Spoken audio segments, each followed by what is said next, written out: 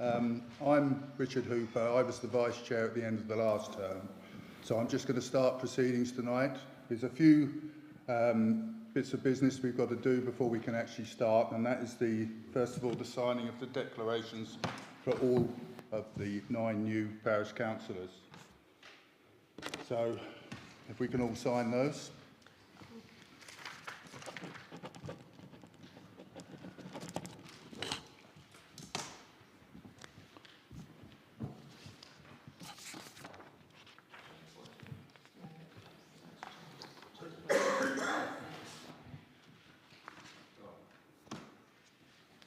All signed?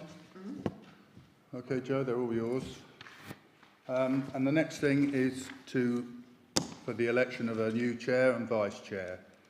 So if we go with the chair first, are there any? Okay. I'll second that. Okay. Any others? I never heard it. I'm sorry. I propose Richard Hooper. Yes. Yeah. And Jane has seconded. All right, Anyone else? Okay, carried. Vice Chair? George Hayward. Yeah, I'll second that. Anyone else want to be Vice Chair? Oh, that's simple. Okay, all right. Yeah, right.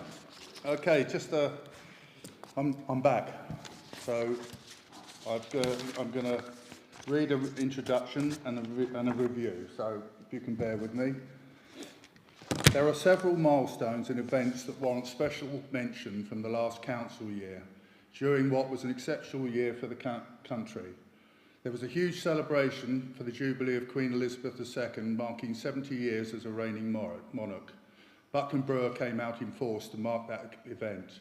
The Jubilee tea was incredible. The parish council was glad to provide and light a beacon during a well-attended playing field event, thanks to the Field Association, and to present commemorative mugs to the children of the parish in conjunction with Councillor Bob Hicks. Sadly, we all came together again to mark the death of Queen Elizabeth II. For most of us, the Queen had always been our monarch, and it was very moving to see how much she meant to so many people. Recently, we witnessed the coronation of King Charles III, and it was lovely to see Buckland Brewer unite once again to celebrate the historic event, thanks to the collaborative efforts of many of our organisations and numerous volunteers. Mugs were sponsored by the Parish Council as before and given free to children under 12. New benches and adult fitness equipment were installed in the amenity field in 2022. The Parish Council received a large grant from Torridge District Council for the latter, so the actual cost to Buckland Brewer was minimal. The Parish Council sponsored the fireworks for the bonfire event in November, and this was another community event that was very well attended. Overall, the cost of running the council is significant, and councillors are very mindful that the money must be spent prudently. Buckland Brewer is very lucky to have assets that generate some annual income, such as fields, allotments, etc. They have helped to keep the Parish Council's proportion of council tax relatively flat for the last 2 years, despite increasing costs, particularly relating to administration. However, this cannot be guaranteed if inflation and general expenses continue to rise. On a more positive note, a substantial sum of money has been awarded annually in the form of grants to numerous organisations that benefit parishioners of all ages in many ways. Last year was no different. The Council recognises that these clubs and societies connect our community and are often crucial to well-being and social interaction. Turning to the current council year, we have a brand new parish council as the election in May marked the beginning of a new 4-year term of office. Some councillors have been a part of Buckland Brewer Parish Council for many years, and we are extremely pleased to retain their services and their experience. Others are councillors for the first time, and we are very grateful that they have stepped forward to take on this huge commitment and responsibility, especially as councillors do not get paid. The Parish Council is formally meeting tonight for the first time. We are looking forward to a very productive period in office, and we are committed to ongoing improvement. There will undoubtedly be some changes to the way we do things, especially as different ideas are shared and implemented. But there is an excellent foundation to build upon, thanks to those who have gone before. Special tributes must be paid to the councillors and parish clerk that stepped down this year. Collectively, they have given decades of service to Buckland Brewer, and we are incredibly grateful for all they have delivered during their time in office. Barbara Babb, Rosie Beer, Andrew Hewitt, Jim Lowe, Fritz Tecken and Pat Bloss. It has been an unprecedented year for construction work within the parish. Whilst this has been undoubtedly caused some upset and challenging times for many parishioners, we look forward to welcoming many new people into the parish, and we hope that they will really enjoy living here and want to be part of the many community activities available. On that note, the Parish Council would like to pay tribute to the numerous other volunteers that keep Buckland Brewers organisations and facilities running. We are a thriving parish because of their commitment and drive, and we are so fortunate to have the opportunity to join bowls, badminton, brewing, gardening, Women's Institute, Keep Fit, Skittles clubs, new choir and so on our doorstep, to name just a few of our options available. To also have playing fields, a modern well-equipped hall, a shop, a pub, 2 churches is exceptional when compared to so many parishes. The new Parish Council will be assessing current priorities and agreeing associated roles and responsibilities over the next few weeks, and this will be shared in due course. One key area that all councillors are already keen to work upon is to improve communication and engagement within our community. Ideas to help achieve this will be very welcome. Thank you.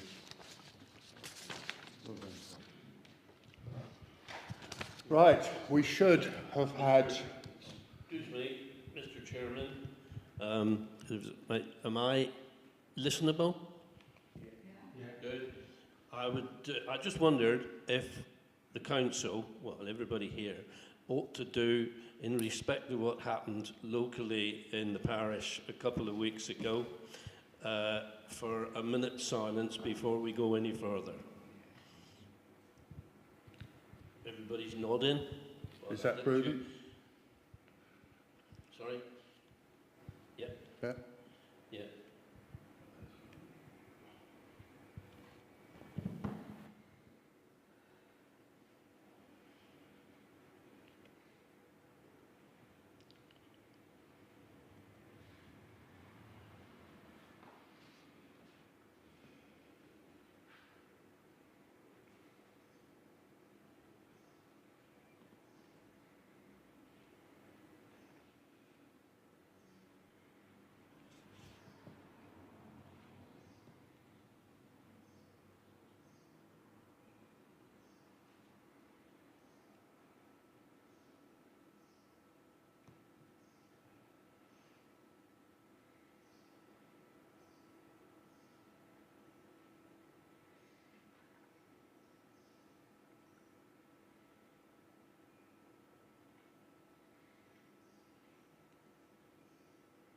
Okay. Thank you. Thank you. I mean, it was a tragedy that what happened, and I guess it's still being investigated at this stage. I'd like to now introduce our guest speaker, James Morris, sitting at the back there. I didn't see you come in. And who's going to talk about a day in the life of a local boy. James is our Devon County Council representative. Okay, would you like to come up? If you go over there, I'll sort you out.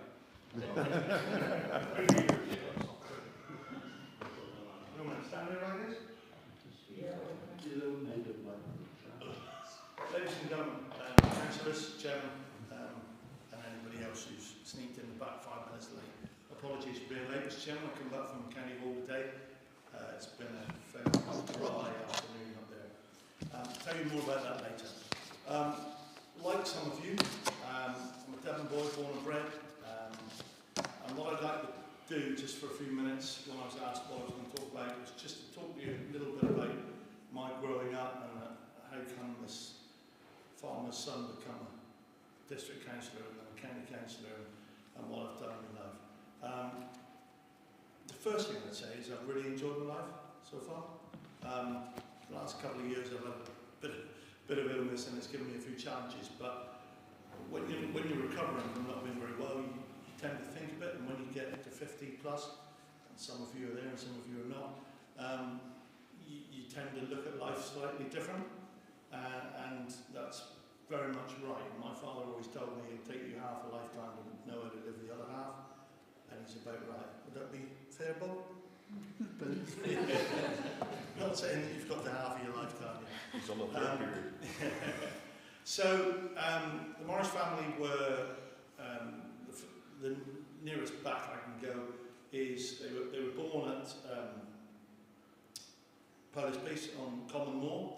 If you go to Polish Peace and turn left to go up towards Cheddar, if you like, 50 yards you can look in over the moor, and there used to be a little farmstead in there, and that's where the Morris family were born. That's where my father was born. Grandfather is buried at is it West Buckland Church, or East Buckland Church? Could be either. Is there two? Yeah. The one with the arch just on the outs, just In the going front. across a steep field. Oh, in the steep field. Anyway, Anyway. perfect. And sadly, Grandfather, I never met him, but Grandfather died as a result of the war. Lead shot in him and all sorts of stuff. So, but before he died, from going from Polish Peace, a farm come up. Squire Furs, who was the squire of the area, and some of you will have heard about Squire Furs, had a farm to sell called Sherwood Farm out the other side of Cranford Cross, a little between Umberley and Torrington, before you get to those big hills of Langdesford Hills. And Grandfather Morris decided to walk from, are we doing something? Is that better? Yeah. Grandfather Morris decided to walk from Polish Peace to Sherwood Farm, walk the farm and walk back there. Why? I asked Father, and he said because the horse that they had was lame. So they had no cars, no pickups, no ATVs, none of that. And he had to walk around the farm, and they eventually took on the tenancy of that farm from Squire First. Dad, Uncle Ez, and 6 sisters. And who I knew as Granny Morris, so their mother. And they moved to Sherwood, drove the sheep and the cattle. They had 4 cows, they had 35 sheep, a couple of pigs. I never actually asked how they got the pigs in. There's no way. Father would tell me all sorts of things, but there's no way that they drive pigs from Polish Peace to Sherwood. Anyway, over the years, as some estate farms did, they had to be sold. I think wasn't there a change of tax position in the 70s or something like that, and some of these estates had to be sold. And Father and Uncle borrowed the money something and bought Sherwood, and bought a 120-acre farm for 2,000 quid. I bought 12 acres a few weeks ago off Stags for £10,000 an acre, and I said to Uncle Les, I said, God. I said, you bought your farm for £2,000. Yeah, he said, but it just as well has been 2 million, because we didn't have anything at all. They owed everybody. They owed the baker, the coal merchant, everybody. And I think listening back to lots of old farming boys, you know, this isn't a very unusual story. Anyway, Mum and Dad, they met in Hatherley Market, pen 164 in the sheep pens, are now no longer sadly there. Dad was a bit of a sheep dealer, and he decided to stick a plainy old sheep in the back pen and surround 9 others in the pen in front of him, so that those people buying wouldn't perhaps highlight the plain one. Mother was a vet on site, trainee vet on site, and when I would give him a rollicking for doing it, and Father, being the silver tongue that he is, come away with Mother's telephone number.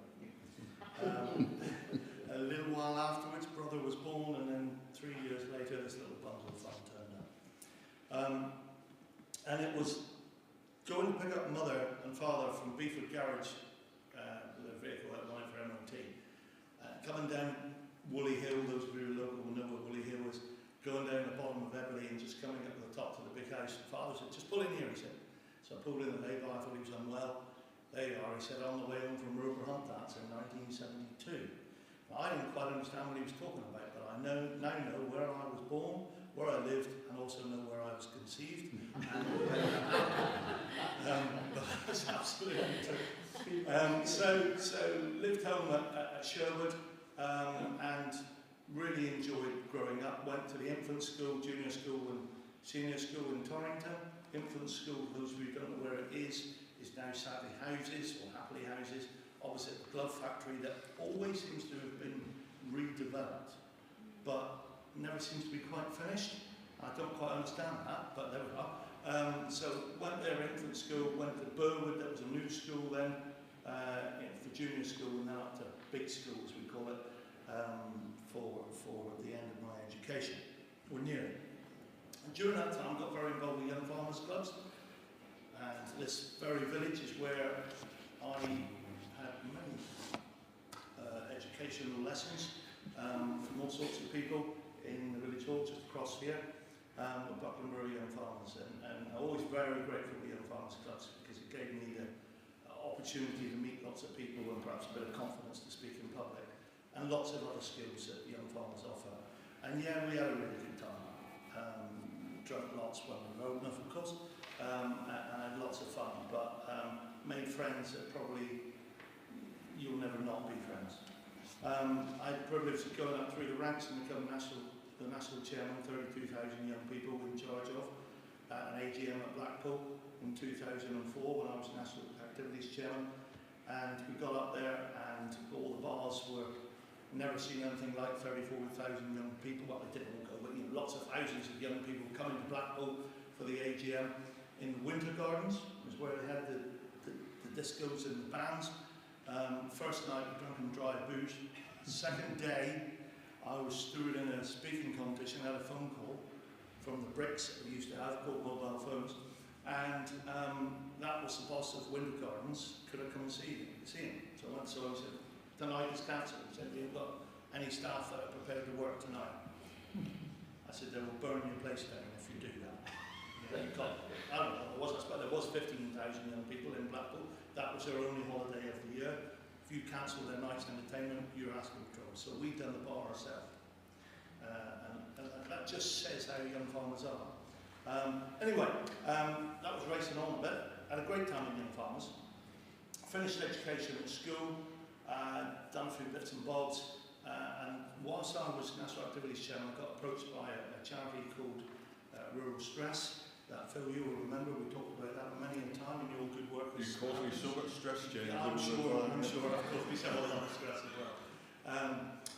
And the reason I just pointed out to Phil about that was because Rural Stress wasn't the farmers and rural Samaritans at all, but they were one of a group of charities that still are about that help our farming community.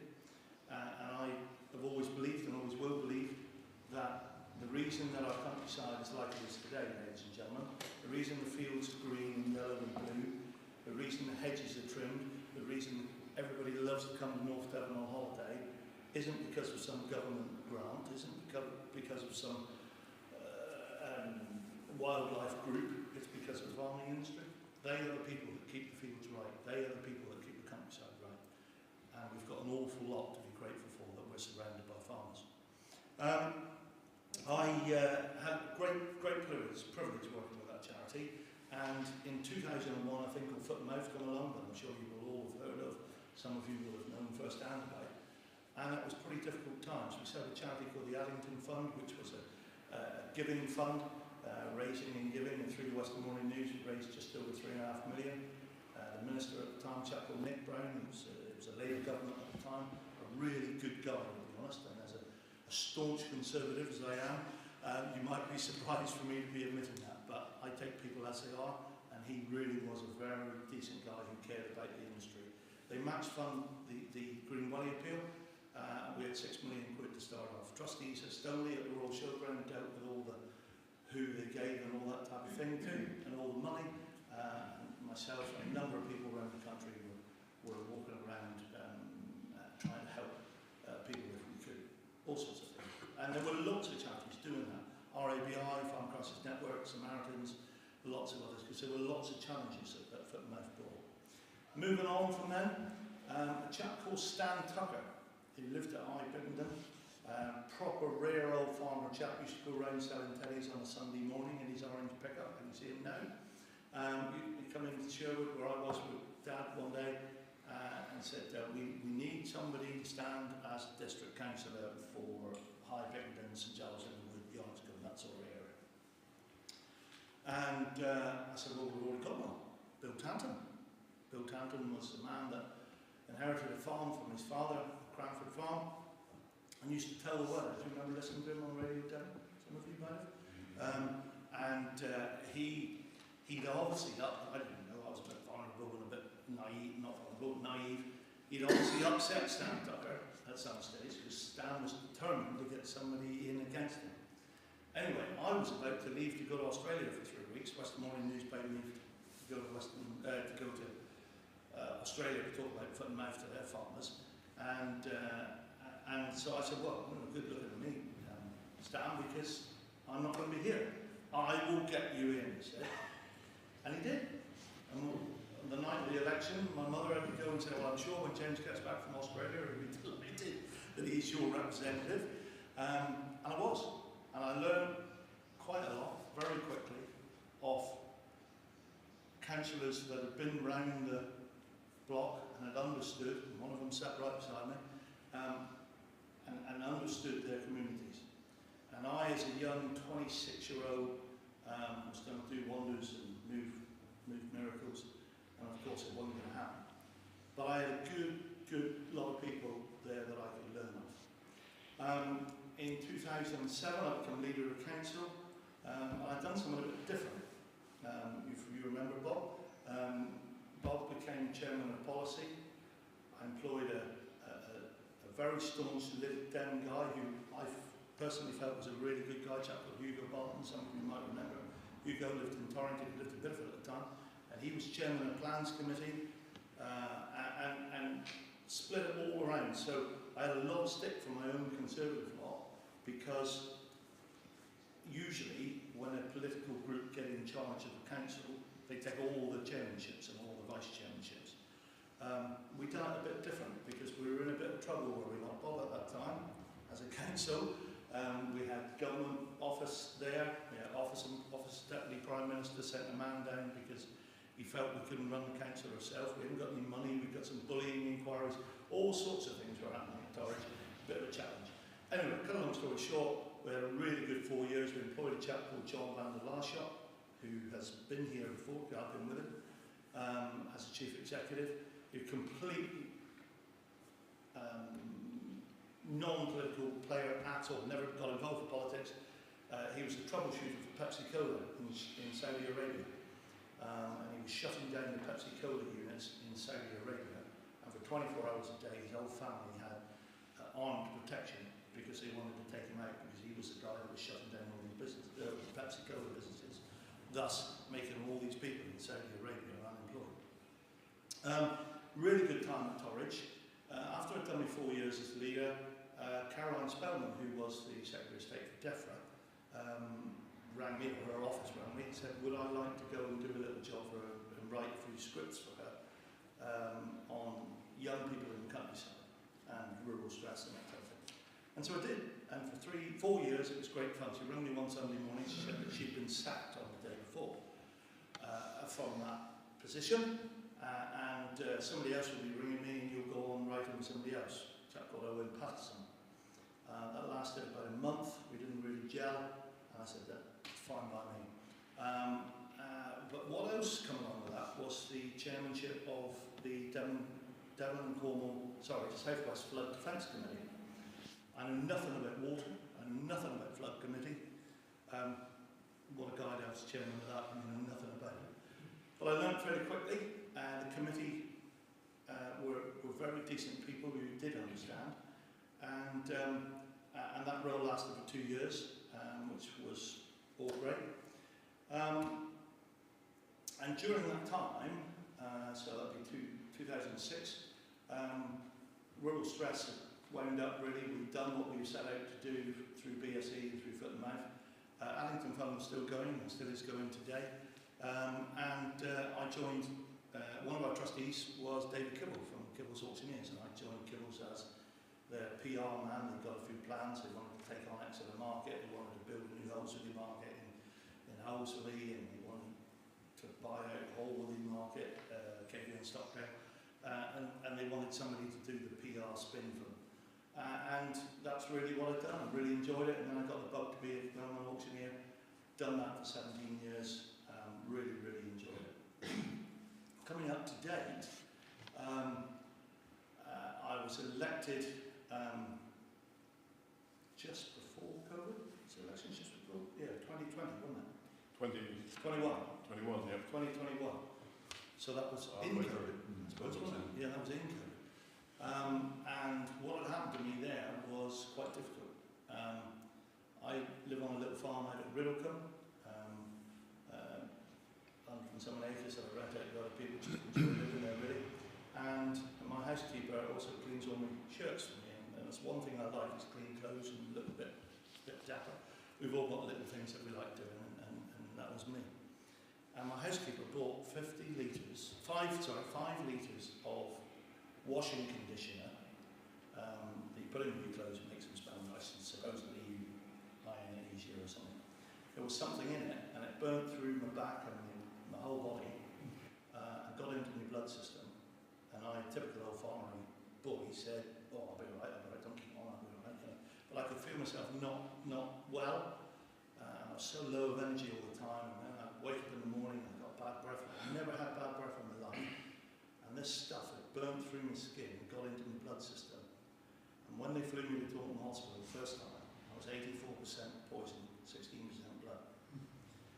And the consultant that done the operation, because they were writing stuff on it in Barnstable Hospital, I went to Barnstable first, they were writing stuff on my leg, and I thought, well, I think I've got COVID, nothing to do with sepsis. I didn't even know what sepsis was. And they flew me to Taunton, and they said, yeah, you've got about 3 hours to live unless we do this operation. And the consultant said, have you made a will? And I said, no, I haven't. What have you got then? I said, well, I've got a little farm and got a few quid in the bank, yeah. And he said, who's your solicitor? I said, Toby Barnes in Brewer Harding and Row in Barnstable. Have you got him on your mobile phone? I said, yeah, that's it. And I was sort of in and out of consciousness anyway. They rang me. And I think he thought I was drunk. When I was speaking to him, I couldn't speak properly or anything like that. Anyway, the consultant told him and said, let's stop messing about, we've got to do this man's will. He's got to go to the theatre in half an hour. And I went out, and they were telling me that I probably will lose my leg, certainly will lose some toes, probably lose a foot. And I lost 3 toes. And when I come round, I was lying in bed. I've got my leg then. And I looked down under the bed sheets, and there was this big dome thing around my foot. Oh my God, they've had my foot off. And they didn't. They just had some toes off. For 4 months, I had 2 pipes in my foot, coming up the leg, out the top of my trousers, and a big radio thing beside me, pumping blood and poison for 4 months. And I've been on antibiotics every day, 11 of them, for 2 years, 2 months and a week. I stopped about 2 months ago. One thing I learned about that was, be careful what bloody conditioner you use. But what I also learned was how so many people in our rural areas, particularly rural areas, are very isolated. And you know, I was home with my leg out in the front room, I could just about get downstairs, probably took me 20 minutes every day.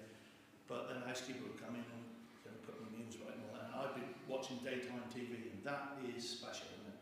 And, but I'd be lying there, and the nurses that used to come out from Chumley surgery would come out usually about 10:30.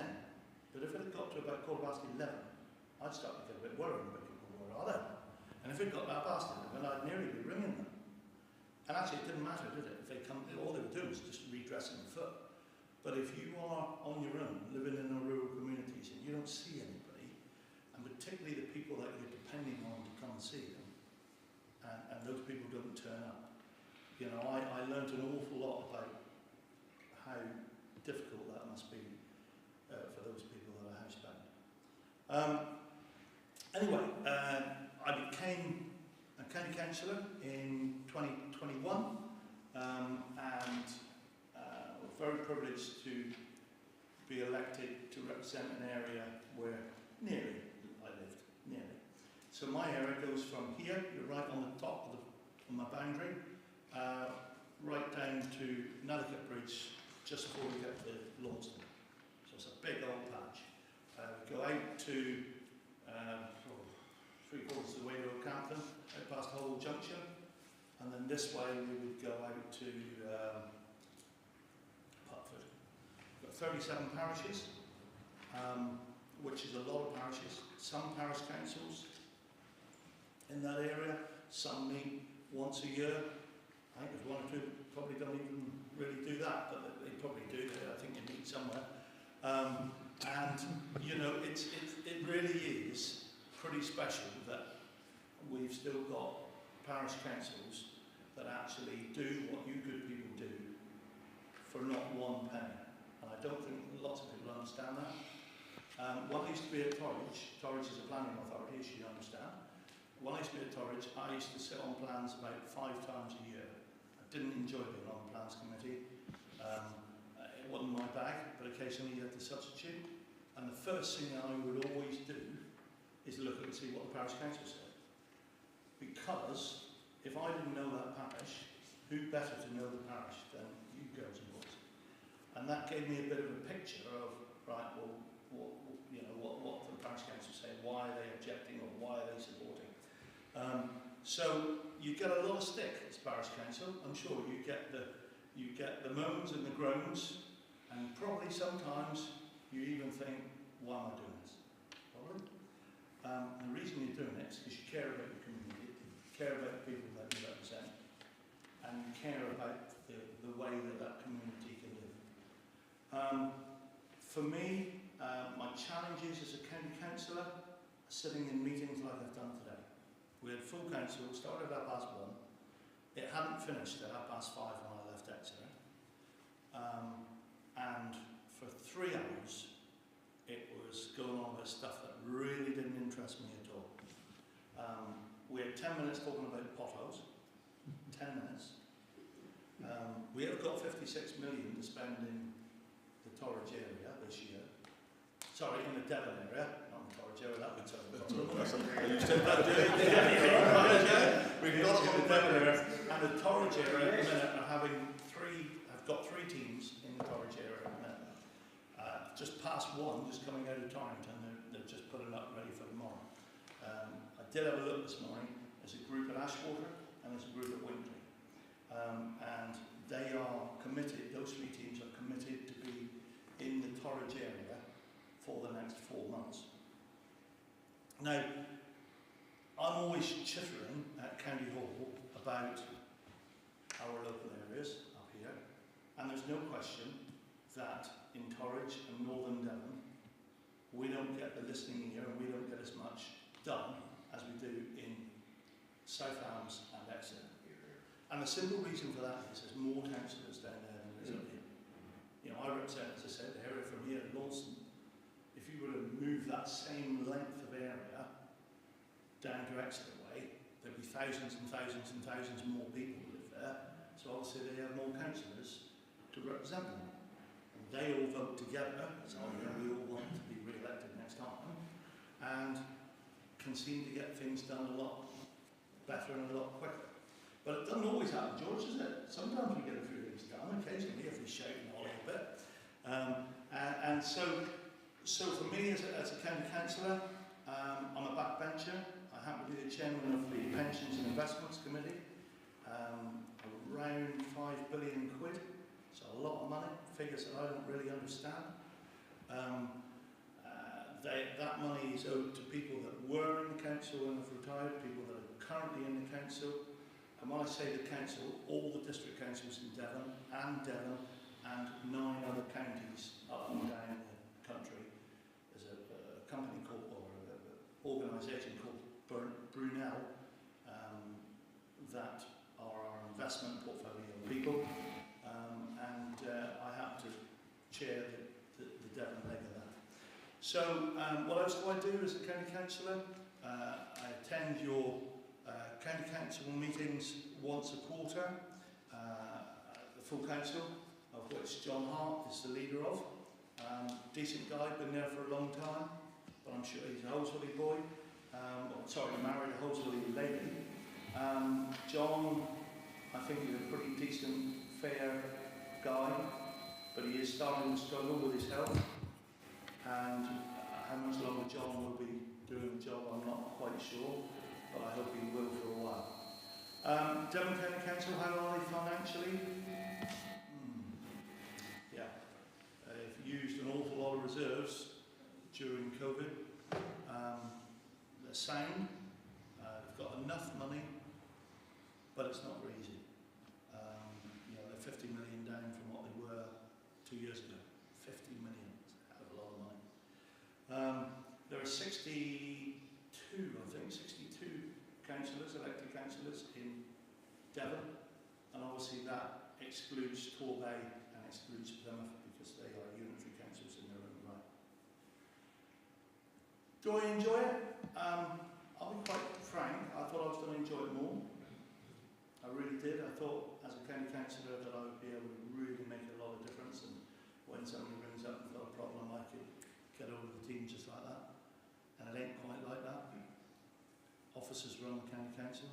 I don't mind if this is being recorded or no, I say it all the time. Officers run the county council, and I and your two representatives are not nodding dogs of anybody. And these guys are at Torridge. I spent many happy years at Torridge, and I think members have a bigger say in what happens at Torridge than they do at County Hall. And that is because largely, at County Hall they've got to deal with adult care, so hospitals, OAP centres, all that type of thing. Or whistling. And we have so much that we have to do on behalf of government that we just have to do it, and we haven't really got a say on what we do, we just have to deliver whatever that is. At District Council, District Council do have the opportunity to deal with planning. County Council really have very little to do with planning, a little bit, but nothing very much. And they can deal with that planning, and they can deal with your refuge, and they can deal with what else you do at Torridgeville. Environmental health. Environmental health. Council tax. Yeah, we'll stop there. So there are three really important things. At County Council, we're looking at schools, we're looking at hospitals, we're looking at adult care, we're looking at children's care, and they are huge, huge budgets. There are 697 people that work at Devon County Council at County Hall. There are a further 900 people that work for Devon County Council outside of County Hall. So 1,500 people, big employer. Just work out what that is. If you say 30,000 a year, that is some check to pay in a year. And that's coming from you and me. All right. Council tax, as Phil said, yeah, you pay your council tax to your local authority, to Torridge, but that is split many, many ways. And County Council have a bit, District Council have a bit. The biggest bit at the moment goes to the police. So I really hope to see real improvements on. James, you get more than us. You get 70. County Council would be the biggest. Do we? Is that right? Thank you. 72%. How many? 72%. Sorry, the biggest percentage rise. What I'm talking about. But you're absolutely right. The biggest percentage rise for the last 5 years has been our police, and I hope that Alison Hernandez gets it right. I really do, because we need our police in many, many ways, and I just don't understand why there is not a policeman in the Holsworthy police station. Is there any in Bideford now? Just open again, I think. Just open again. Yeah, they arrested me the other night. And they use Torrington. No, I'm not sure, James. I'm just. So in our rural areas, here in our rural area, I think we are just a bit short, and I just think we need at least one decent police station to cover our patch in Torridge, because it's a problem. It's a problem. Anyway, future. I don't know what the future will be, Mr. Chairman. Really, I'm mended. The NHS have mended me. I've got a bit of pins and needles in my leg, but hey, I took that when they first said there was a problem. And I'm happy, life's okay. During that time when I wasn't very well, I actually changed my job because I really felt that I couldn't do it anymore and all sorts of things. And so I've now become a manager of Mill Valley Farmers. So very similar crowd of people, very similar job, really enjoy that. And I'm sure some of you come into Holsworth and Mill Valley sometimes. So that's a lot of fun. Politically, I'm sort of nearly getting to retirement age politically. You know, some things in life, as I say, when you're not very well, make you sit up and think, well, we only come this way once. And I've heard hundreds of people say that and thought, yeah, well, that's a good thing to say. But it's absolutely true, isn't it? And when you're lying in that hospital bed and you look around who else is in that hospital bed, not my bed, but their beds, you're all the same. It doesn't matter whether you're a millionaire or whether you've got £5. We're all the same. And we're all in the hands of the NHS. So, really, Mr. Chairman, I don't know whether that was what you wanted or no, but it was just a bit of a life story. Well, I have to say, we're all pleased, I'm sure, that you're mended, but your life sounded exhausting. I have to say. It's good fun. James, I've got a question sort of kicked off by you saying about, sorry to hear it, and so glad you're better, by the way. Yeah, we'll be That's all right. right. The money, Devon County Council and Devon got the money, and how exactly is it funded? Because I'm absolutely confident that our council tax only goes a wee way towards anything at all. Where does the money come from? Okay, so there is a pie chart that I've seen somewhere that goes with the council tax. When you first pay the council tax out, there's a circle and it splits out where your money is. So your parish council have the smallest amount. Please put me right, chaps, if I'm saying wrong, but that's right, isn't it? Yeah.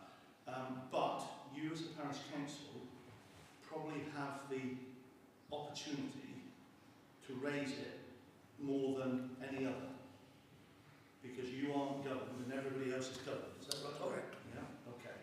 So you guys have a bit as a parish council to spend in your area. District council have a bit to spend in the wider district. County council, we've heard 72, did you say that? I think it's 72, Yeah, and we get 72. 8.28 if I remember rightly. Yeah. So the district council get probably 10% of what the county council get. Yeah, but is that just from our council tax, or are there central government funds that Yeah. feed towards it? There are some central government funds that come down, but I would say for district and for county, that money largely is for a purpose, ring fenced if you like. Yeah. Largely, there isn't a cheque of £1 million for Torridge and 20 million for county. No, council. I mean, I'm sorry, No. sort of occupied, but I just remember, I mean, you know, John Hart, and I sort of remember John Hart for a few years, but I remember him getting really angry about some sort of funding, and he took himself up to Downing Street asking for extra money for something. Yeah, I mean, Yes, for it our is. schools, for instance, I found it, and there's been a big argument about that, what they call shire counties, so Devonshire would be one of them, gets a lot less per pupil Yes. than perhaps other areas, probably central London and other areas. And that is a big argument, but that's some of the money that is ring fenced, so that can be pushed out. Thank you. James, are you happy to take questions from the floor? Anyone? Wherever you Any questions? Good evening. are. I'm a newcomer to the parish, but I've lived in a rural parish before. Family comes from Devon. A subject that's near and dear to my heart is state of the roads.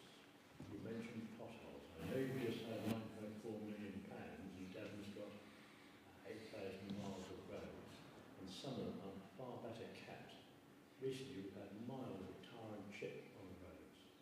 The rural roads that the farmers see, the locals see, and the holidaymakers see, look as if they've been abandoned, especially in certain areas of this parish.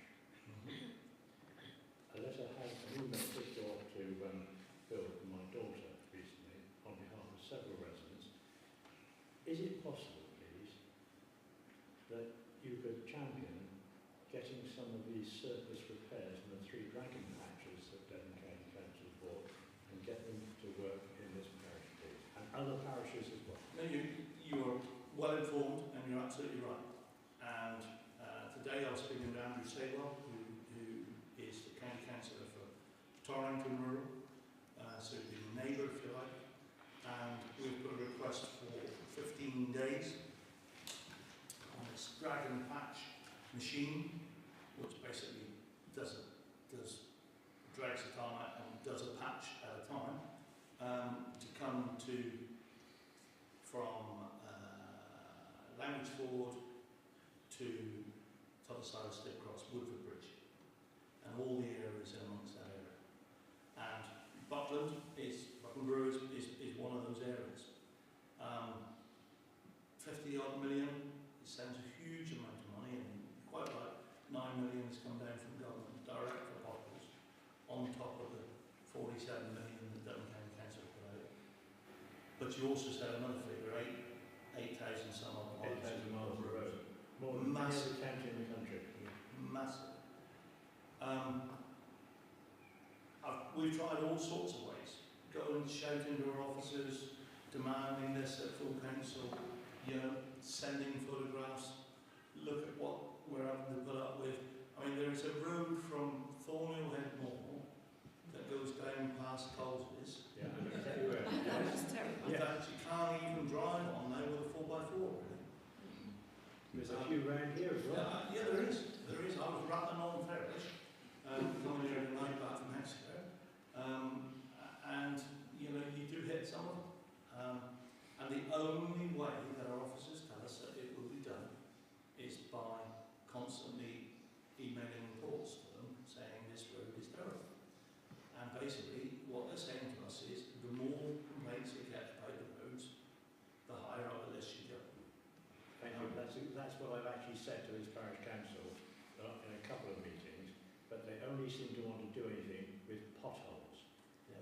And that's what gets reportable. But from what you've just said, if the parish councillors and all the members of the public could actually tell Devon County Council, it's a very simple app to use, and I use it quite a bit, reporting potholes, but also reporting the non-qualifying, they're not qualified as potholes. They will look at them under the pothole budget, but there's a vast amount of inferior roads around it. Look, honestly, looks like they've been abandoned. Yeah, they are.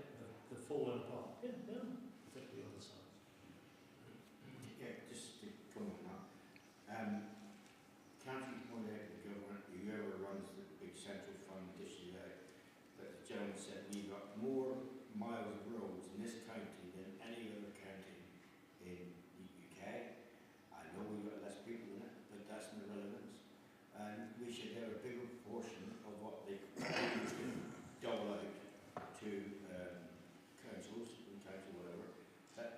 That's, if we've got the roads, it was done once, why on earth can't it be done again? We are entitled as much on our roads and everything else as anybody else. And secondly, as the gentleman said, he who shouts loudest shouts most, but this parish council does shout, but we need everybody in Buckland Brewer Parish as individuals to send off stuff as well.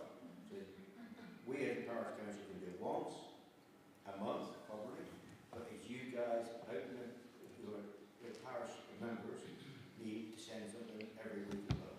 Then we can probably get something done. I think so. James Norris driving. I think so. Robert H. driving it, and Philip Pennington driving it for us.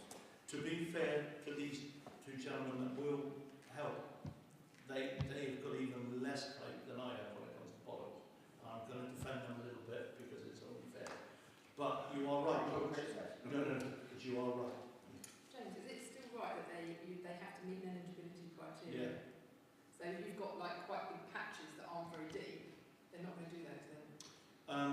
That's what the dragon patch is about. Yeah. Is doing them. Right.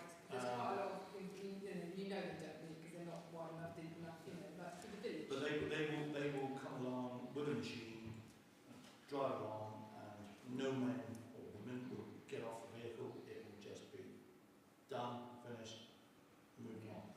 There's some lanes, sorry. Carry on, Some roads going out. You haven't got deep potholes, but you are actually down to when the roads were hardcore from mud in 1890 to 19, and how the country did it, between 1890 and 1910, the whole of tarmac was still in this country. We can't do through potholes. But there's roads around here that are down to the bare foundations of when that road was done.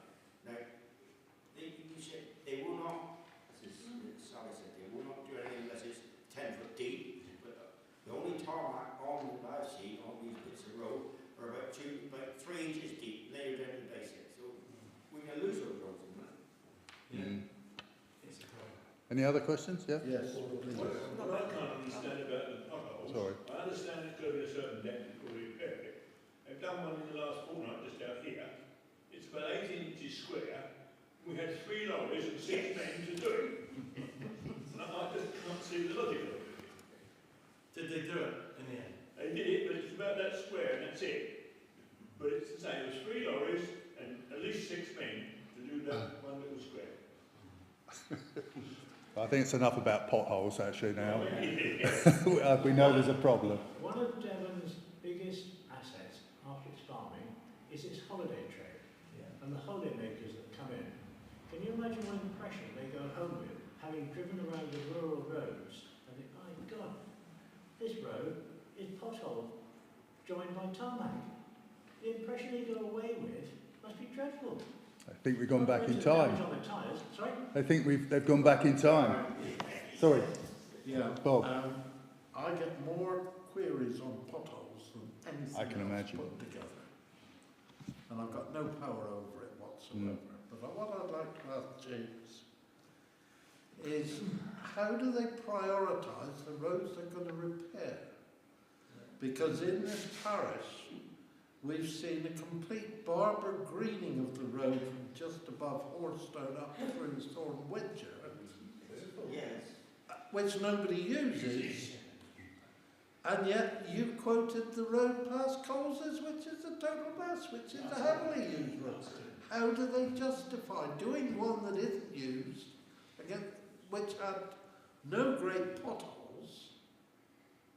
Yeah, Bob, I haven't got the answer, but It needs an answer. our region, our council guy called Kieran Stanbury, Yeah. I would do my bit if you were to write to him and ask him and copy me in to come here for the parish council meeting. I would do my bit to try and insist. I did get Stuart Hughes, who is the councillor in charge of highways, to go to Broadwood Widger a little while ago, but they gave him a fairly tough time. I'm not sure he wants to come. But Kieran Stanbury is you. Okay, If you write to him, I think it would be quite useful. okay. Any more questions other than potholes? As you know, there's a lot of building going on in the village, and one of the developments is one that the parish council opposed, which is known as Foxglove View. It's not going to be called Foxglove View, it's going to be called something else, but that's another story. There's 28 houses. Devon County Council, I reckon, are going to get about 108,000 quid towards education. Those 28 houses. Now, you add Royal Rabbits, and you add the factory, and that's a lot of money. Going Devon County Council wages for education. Anyway, when they got planning permission, Sean Harrington, who's always thought it was a development too far, agreed that we could get a levy on those 28 houses to widen Orley Hill. Now, all we've amassed is £14,000, which Devon County Council has now received because we told Alison Holmes to give it to them. I'm sure that all that's going to do is put a few inches at one end of Orley Hill. But clearly, if you are gaining income from a village that's growing, and one of the problems we've got is infrastructure, one of the things we desperately need is Orley Hill to be widened. And we can't go on, because I know that Torridge now gone out and asked various developers about what land they want to do post the current Torridge district plan. And on the Grapevine Isle, there's a couple of in the village now, so that could be after 2031, a couple more developments. So, what I'm asking is for Devon County Council to play ball so that Orley Hill actually becomes widened. Because, you can't get 2 lorries up there. One has to stop at the bottom of the hill, one has to stop at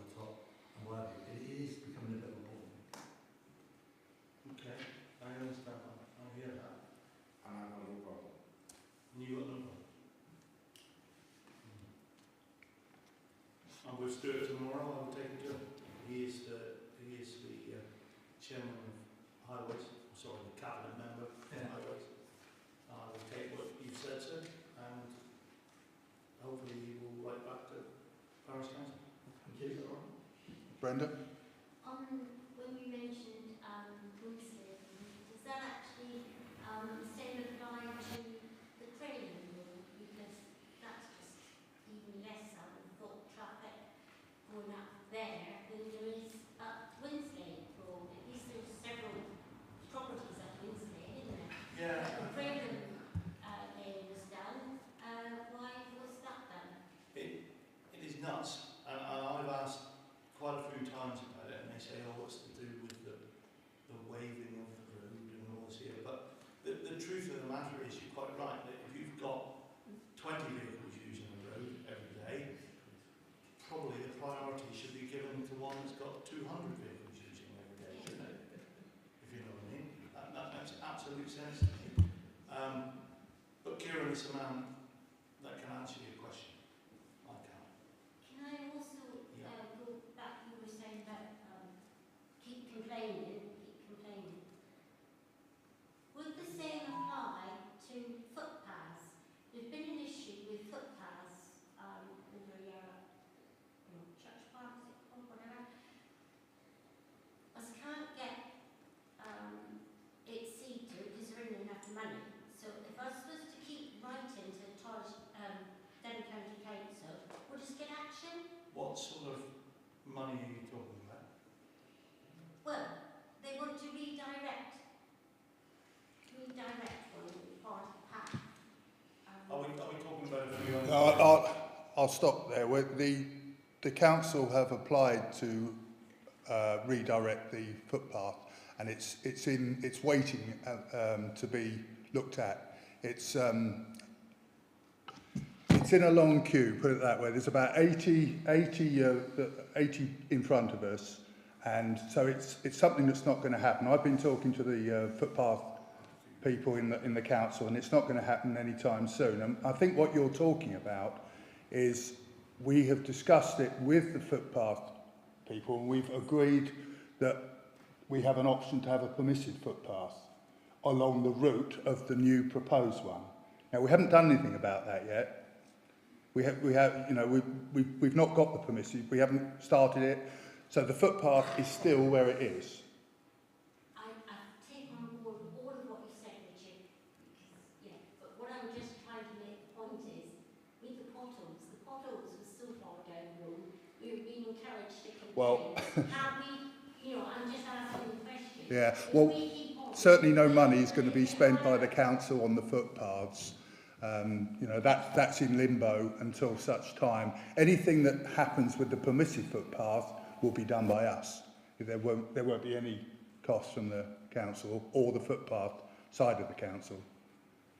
There'll be no money spent by the council. It's not that they'll be prioritising that sort of thing. It will be done by us. And to be honest with you, all it will be signs. It will be an area. The ground is already there. We will have to keep it flat, and there'll be a couple of signs saying permitted footpath and directing people where. I got all that. It's just boosting up the ladder. I was just testing James to see. All right. Okay. All right. I know this footpath has been an issue for a while, and I just thought I wanted to explain it. We've got an opportunity to spend money on potholes because we can redirect their attention. We can't redirect their attention to footpaths because they're not doing any footpaths. No. And what we've entered into a partnership with the council to keep the footpaths clear and open, and that's something I headed up, and I've got a group of volunteers from the village, and we go out and we are inspecting these footpaths, reporting any issues or repairing anything we can ourselves. Yeah. Okay? Can I answer the next? Go on then, one more. I'm sorry. But somebody today actually asked me, or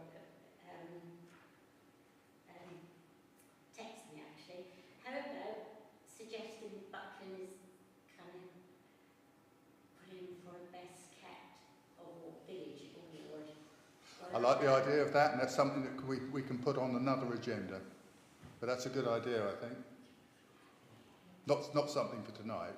Well, I was just going to say, I laughed, didn't I, Trevor? Well, Best what- kept village award? No. What I was hoping to say to James was, 3 years ago, Barry Parsons was coming up to this village, and I got a list that I was going to give to Trevor because he was going to go out with Jim around with Barry Parsons. That didn't receive our advice because COVID. But I still got that list in my head. And these hedges that I want to bring to your attention are growing all the time. Now, I'm putting to you, I think there needs to be some safety issues with some of the hedges in this village. And I put it to you as a farmer. I'm sorry you've got such a big space, a big area to cover, and this is only a little bit, but it does worry me that people get away with things in the village, but I'm not allowed to do exactly the same thing on our farmland, on the roofs. And I think we've got to look at some of these hedges in the village because there are people walking up and down and it's not safe. If for some of the prams, What, the hedges are growing too much? the hedges are growing out. And what I'm saying is that if it's highways that would be doing that, looking after that, I'm not allowed to do it on our farmland, and I've been in a public space. I've been told by Devon County Council employees what I can and can't do, but yet everybody else, well not everybody else, but there are other people locally get away with it. I'm not allowed to do it because if I did, I could be prosecuted, or if they had to trim my hedge, I would have to pay the bill. And I just think that, you know, we've got to have some fairness around here. okay, I'll right. give you a list, James. If you've got half an hour, just to look at some of the places in the village, you'll perhaps understand what I'm talking about. Okay, thank you, Brenda. Any other questions? Okay, well, I think we can close the annual meeting now. Thank you very much, James, for coming along. I was going to say to Phil and Bob, did they want to say anything? But while you're here, is there anything you'd like to say? Well, I want to pay tribute to James, Yeah. because he spoke very well. And I tribute to Bob because I owe being a councillor to both these guys. And they let me up. I want to start by thanking you lot, because it's nice to be in a room with so many seasoned campaigners. You've all been on the doorstep, and even George went down somewhere south of the Buckland Brewer, and he took 3 days to get back. He sat that that long, I think. I don't know where he went to, but he got back. But congratulations, not only to you 9, but to the other 2 that stood as well, because you're the only parish south of Northam that has actually had an election. And it's to your credit, all of you, because I think you stood as well, sir, if I remember rightly, that you stood. And I do admire that you're brave enough to put your I could say a head in the noose, but we've talked about farm suicides already tonight. I've got to be careful how I say that properly from that point of view. But I tell you, I've learned so much from these 2 guys, because James and I have worked and I think Bob has in so many different ways as well in supporting charities. And I go back 1991, organophosphates and the BSE crisis. And the BSE was bovine spongy, I can't say it, but it was BSE. And there were some tremendously bad predictions about there would be 150,000 deaths from this disease by 2010. And tragically, there's been a lot more deaths by farm suicide than ever has been by BSE in that time. People put things out in the news and it affects so many people in so many ways. It's been horrendous. And the work you did, James, in Footmouth this time, there was a lot of stress out there. Yeah, from that point of view. And again, I would stress again, farmers are under huge stress as well at the present moment. Interesting, when you go out canvassing, you knock on doors, you begin to see some places where people are really, really struggling just at the moment. And it goes back, and nothing against you guys working with Australia, because Australia is good, and Boris loved Australia because we got this, Asian ring food production now going to come into the country, but we do need some sort of food policy, and I would really urge you, because you're a Conservative and it's Conservative government, I'm sure you'll get it right by next year whenever you want to have your election. You doubt it? Okay. But leave a message in the box if you don't get there to support agriculture, as George already, Councillor Hayward then has already said about farming. And just a couple of stories, well, I got elected first 2007. I think you've been councillor for 12 years at that time, Bob. You got elected in 1995, if I remember rightly. 99. 89, And you were just after, I think, were you 2003? 2003. I was 2007, so you see, I'm just younger than these by so much more. But I had an interesting time because my very first meeting was up at Littleham Village Hall. And I was a bit of a boy, actually, because they moved the boundary, and I live in Littleham, but I did live in Bideford at the time. But they said, well, come along, because you're our new district councillor, and they wanted me to talk like James has talked tonight, where I come from. And there was a lovely lady up there who was James' school teacher. And you'd just been made leader. You remember it? You remember it. She's a lady called Mary Galvin, and she had to cope with James for 5 years at Torrington School. And she looked extremely stressed and extremely miserable, but she talked highly of James. And she said, how are you getting on with James, and what do you think of him? And I thought, you educated him? I said, you did a good job from that point of view. And I do remember there was a lot of difficulty in 2007 when I got elected, because I was a Bideford at the time. I was thought about going for Bideford Town Council. We had a strippogram, actually. It was a councillor that resigned, if you remember. Oh, this is great being on the council. And she resigned for various reasons, all the rest of it, and there was a co-option. So there was 8 of us put our names in for co-option, and I was second for the one seat. A bit disappointed, but never mind that. But I do remember James saying afterwards, you were lucky, Phil, because you were going to be in the journal, Miss Ash replaced by Mr. Blobby. So for that side. But the other side is that I got on 2007 because it was your best man, George Clinch, I think it was. We were standing, I stood against George, and we had a great time.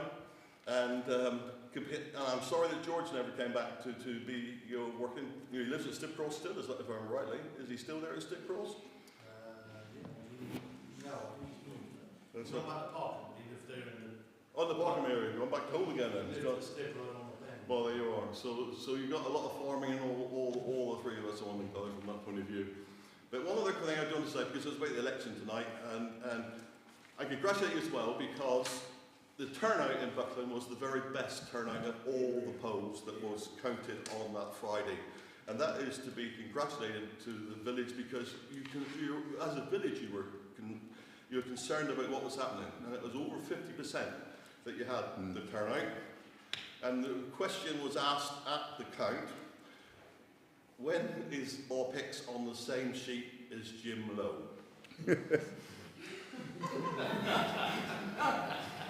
It was asked at the count. Well, if you went through the polling list, it was Robert H. Hicks, Jim Lowe, and they were listed next to each other on the sheet. So they've been in bed together, I suppose, and that was interested. And being at the count, and I talked to George at the count, and we watched the boxes open. And when you see the parishes, I've only got 12 parishes, and it's a really strange time that when you look at the boxes open. Abbotsham, which is my furthest and richest parish, we had 2 Conservatives, 2 Independents, me and Bob, a Green, and Jim there at the back, if you remember. We talked right through the day, Jim, if you remember rightly. And you start Abbotsham, Conservatives you like.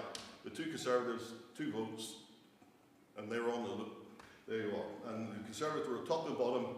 And then we had the Green and Jim and me. And you could tell where the Greens were. That was mostly Littleham, it looked like.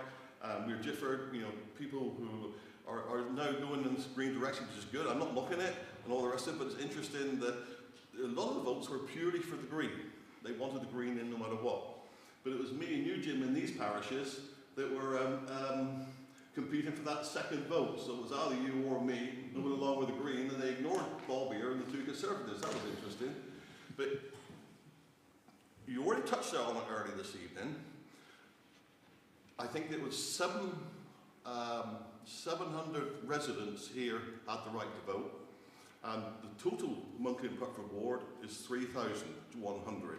So this ward is just under 25% of the 12 parishes I represent. But you guarantee in 4 years' time, with all your houses, you will be over 33%. So you can rest assured that I, on this council, just having got elected, and I thank you all for electing me, knows that this is the most important council I need to serve, and I will do my very best for you for the next 4 years to get you into that situation. So we will do that. And the other thing the council has really noticed is there are only 2 spoilt papers. You know, and they said that was marvellous because no other count that day had 9 people. They had 9 crosses on each thing to count. Most of them had 9, some had a few less than that. And interesting, there was only 2 spoilt papers. And they said, they must be more educated in Buckland than anywhere else in Dorridge. I couldn't believe that, but yeah, it's true. You've got more education here in Buckland Brewer from that side, and went from there. So again, thank you for the election. It's a great process. I thank all our officers of Bideford, because James asked what we do.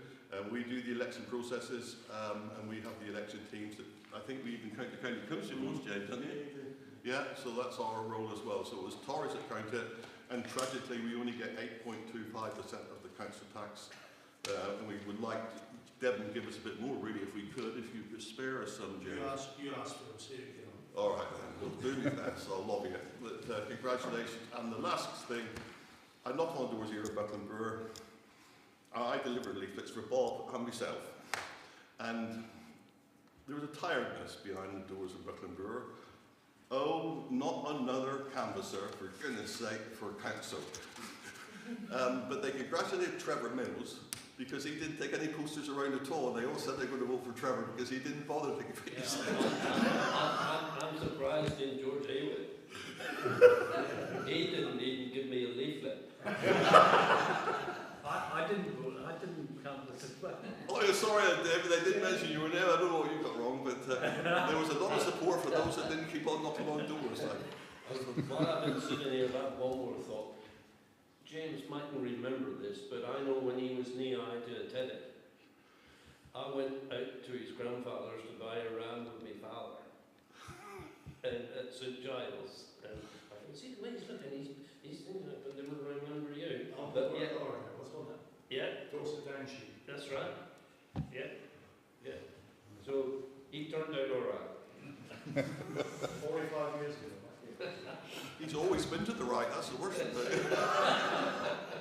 I would just like to say, I think the turnout from parishioners of Buckland Brewer for this vote at 52.88% was absolutely fantastic. Right, yeah, well. And Trevor, you did forgotten because the doors got the order one day and forgot to go the next day. So. You make any choices now, George.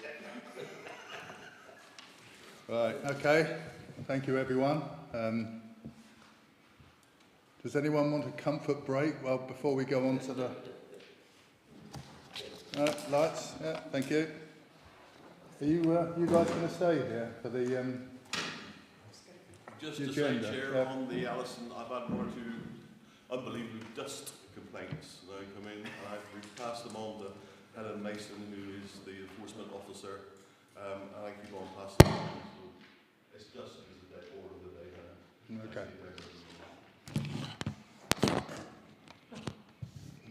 Can I say, sorry, on that, if you're in the southeast of England, by law, each site is managed by the developer to deal with.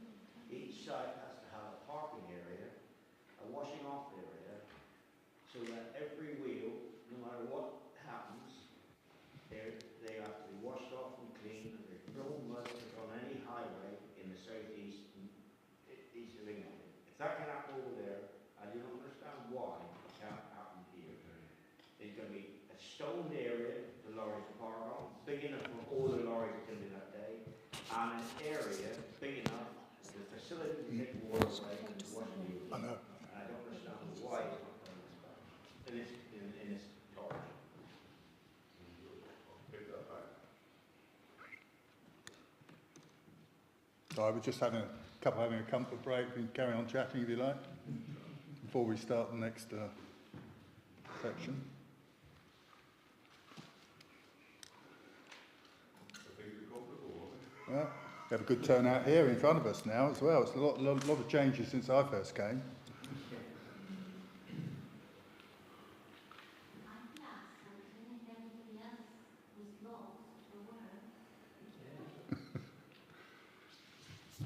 Everyone's answered everyone's question, I guess. Okay then. It was pointed out to me that Alison Holmes, this is the upper one, not what was Brian's view, other view. Yeah, that's right. That was. Okay. Trying to kind of pass this plan, and you've got a couple of bungalows that got the biggest garden. So, you know, if you think about elderly people going in these bungalows, they got the biggest garden, they got the most car parking space. You know, just across the way, you've got a 4-bedroom house and a couple of car parking spaces. You know, can you justify how We this got is there. planned or passed? Well, the local plan does talk about the mix of housing, and we've got 2 bigger houses in the situation that we were struggling with at non-5-year land supply, from the situation of defending the position that we hope will be strong in the future. And this probably by knows as law forgotten more about planning than I know, so I'll let you take on board here. One of those things, it's delegated to the officers to give the reasons for, or not the reasons, the conditions for approval. We members have no significant say in it. The officers feel it.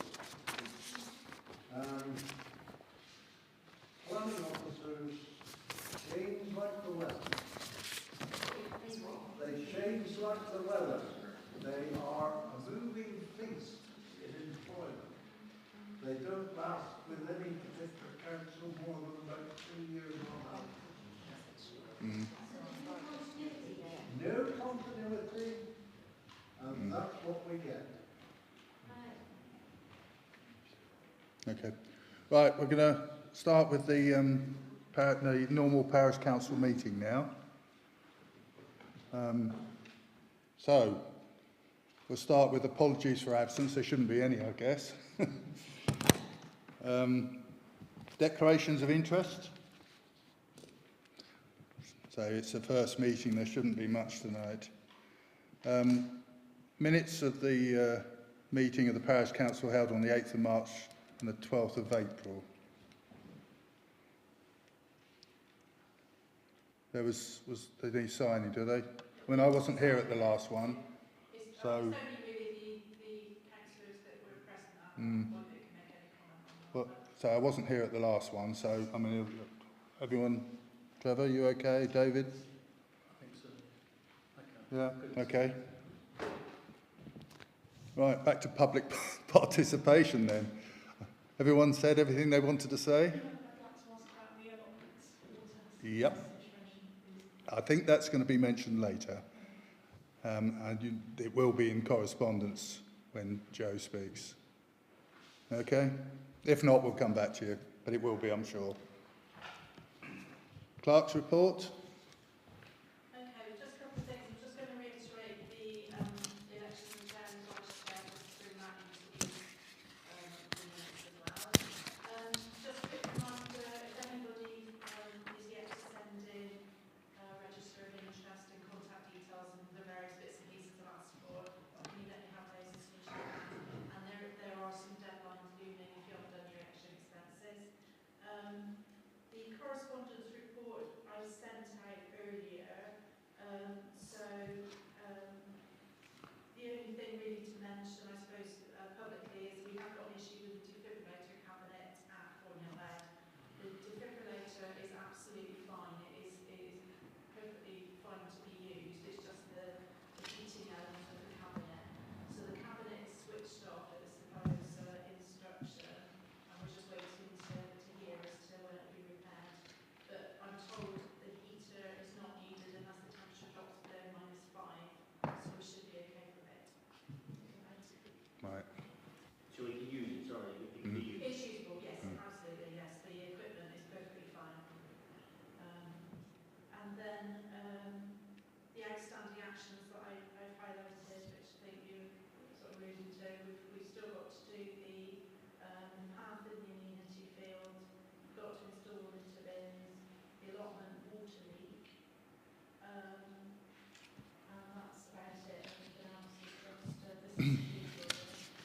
we need to move forward on some of those outstanding actions. We need to get, I mean, we're getting a lot of flack from the allotment owners now about the water. A lot of them have planted vegetables that need water, which they wouldn't have planted prior to the tap. So we need to get that done. Trevor? Well, unfortunately, we can't go in a field where the grass is this high at this particular time with any machinery to fix the water leak. Can't use a strimmer or anything to, or not like that. I suppose you don't know where. I don't know where it is. It's in the middle of the field. Oh. Well, we think. Isn't it a concern though that we have a leak and we're in the middle of a drought? Well, it's not. It's turned off because it's not leaking. Or it's not leaking? No. No. If you're concerned about that, we turned it off when they come and when back was so wet. We said we're not going to go in there. And now, James, I spoke to James the other day, and he's lighted up for silage or hay. So, it's just, well, I think to be kind to our tenant, we shouldn't go flacking in through there with a digger at this particular time. Another week or two, the grass will be cut and gone, then we'll get in there and sort that. Isn't the leak just in the corner of the field? We don't really know where it is yet. Well, I thought at the last meeting it was discussed that it would be one of the connectors where it was connected to the original pipe. Well, it's coming up 200 yards down the field. But you said it was one roll of pipe. Well, it's one pipe, yeah. I mean, I'm wondering if we could go in there and just stream out that corner. You show us where the connection is, and we just, I mean, it's not very deep, is it? It's only that deep in the road. It can't be much deeper at that point in the field. It's deeper than that. I'm confused. Why do we think it's in the middle of the field if it's one? Well, that's where it's shown when it was on. It was the trench that's filled up and it was overflowing. And I mean, whether it's run downhill, we're not sure yet till we start down there. And we thought there's not a great urgency. But it sounds like people will be getting impatient. But no, I don't think it's a case of people getting impatient. I think it's a case that people have put their costs. Yeah, it's been 6 months. They were under the impression, I've had 6 people contact me now, and I put my hands up, I do have an allotment, but people haven't obviously used their water butts this year thinking they have a tap, and there's no tap. well, the tap's there. Well, but there's no water going out of the tap. Don't be pedantic. If you're not prepared for me to do it, get somebody else.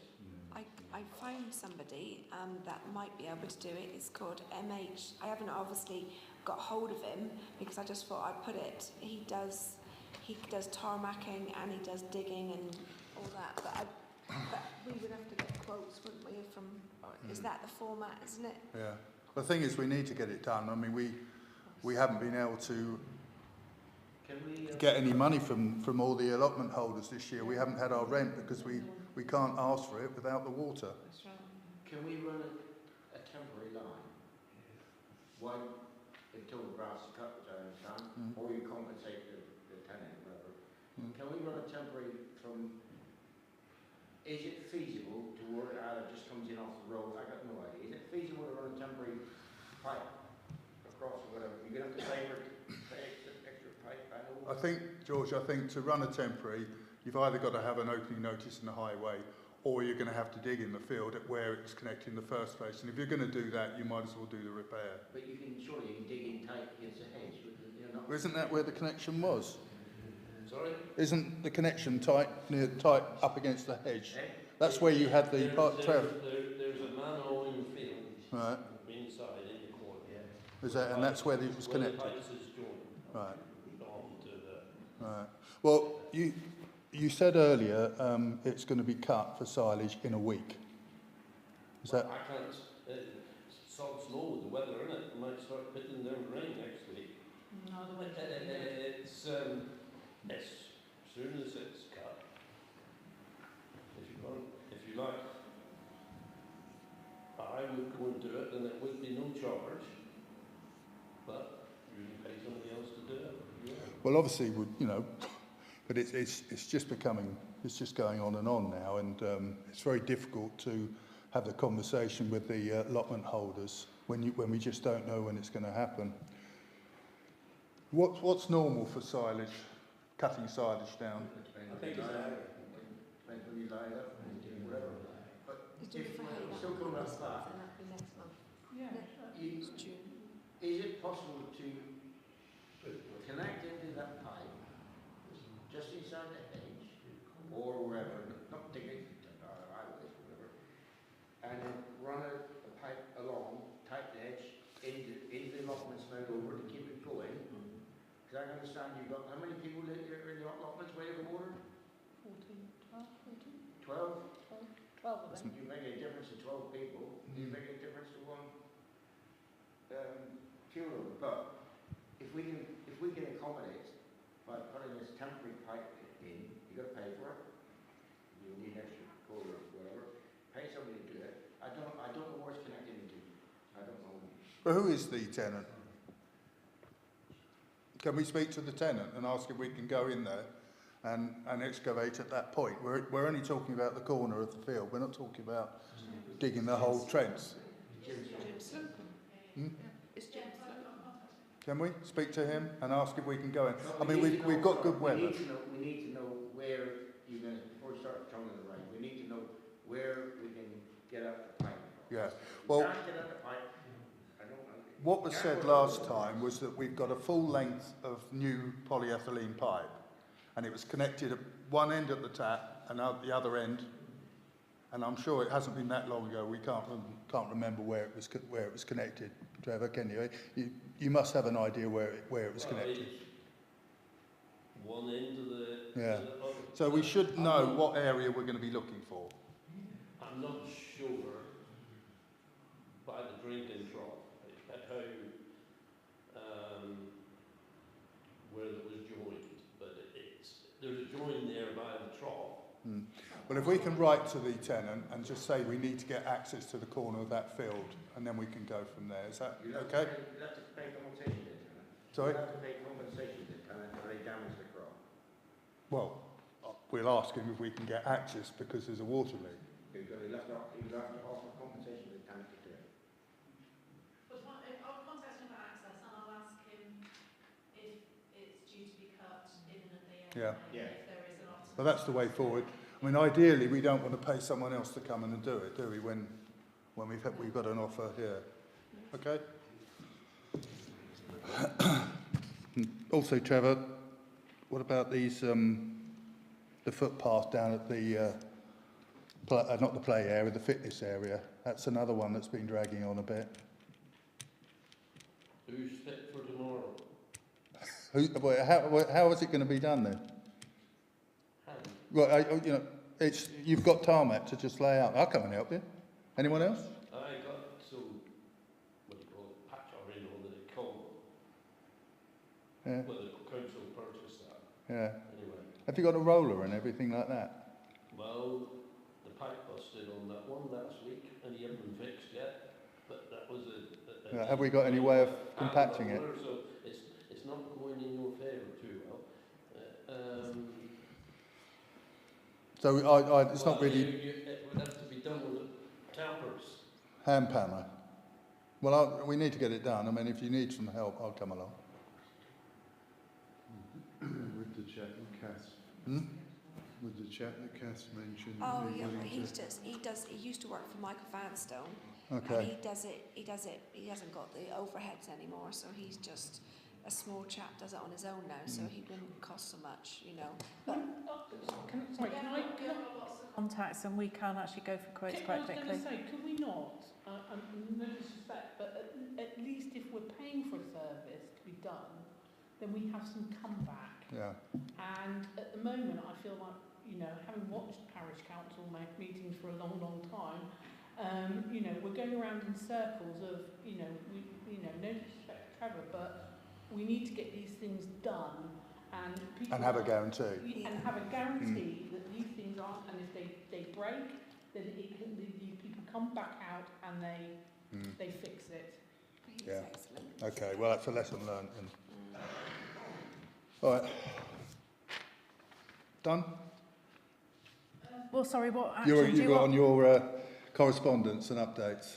Yeah, do you want me to actually contact anybody about quotes though for any of this work? I think so. Do you not think that the urgent ones, if we've got somebody that will do it, to just get out there and do it? Because the backlog is getting silly, isn't it? So if Kathy's got somebody there, Yeah, and I could call him, if get a he's prepared quote. to do those little jobs, get them out of the way. Don't we need 3 quotes? We do. Yeah, Yes. I We think do. if we get 3 quotes, It's time consuming, isn't it? Yes. It's, It depends you on know, the and if value. Trevor's ready to do it, Sorry, it depends on the value. So if it's Yes. fairly small value, then you don't need to do 3 if quotes. it's, It's fairly small value. What's the maximum value? I think it's before you 12.50. get 3 quotes? I think it's 12.50 off the top of my Sorry? head. I think it's something like 12.50. I will check it. but it's over £1,000. sorry, what, 12? if it's, I didn't catch what you said, so if it's, It's a relatively small spend, yes. and you know that what you're being offered is the right sort of price, then you can accept it if it's a smaller cost. If it gets over a certain threshold, you have to have 3 quotes. Okay, and the threshold is? About 1,200, but I will double check that because I'm not positive about that. Can you use the microphone? Is it 1,500? Sorry. so okay, put you on the spot, Trevor. Are you able to do it in the near, rather than the parish council spend money to get someone else to do it? Which one are we talking about? Well, both really, but I mean, do you need help with the path that we can help you with? No, Or? I'm not doing any manual labour myself because I can't do it. Okay, fair enough. Who was going to do it who was going to do it in the first place then? Well, Andrew and I were. So he was going to do the manual labour. Well, I was fitter back then. Right, looks like we need to get some quotes then, doesn't it? Okay.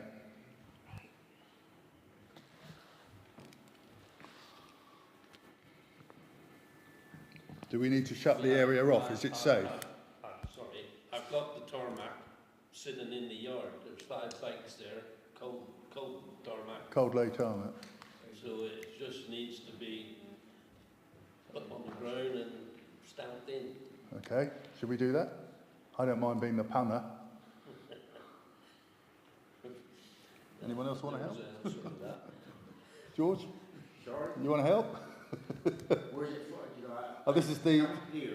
Sorry, this is the path for the new fitness area. It's not a particularly long path, but it's the one that joins the path that goes around the back of the Finishing school. off it was a bit left.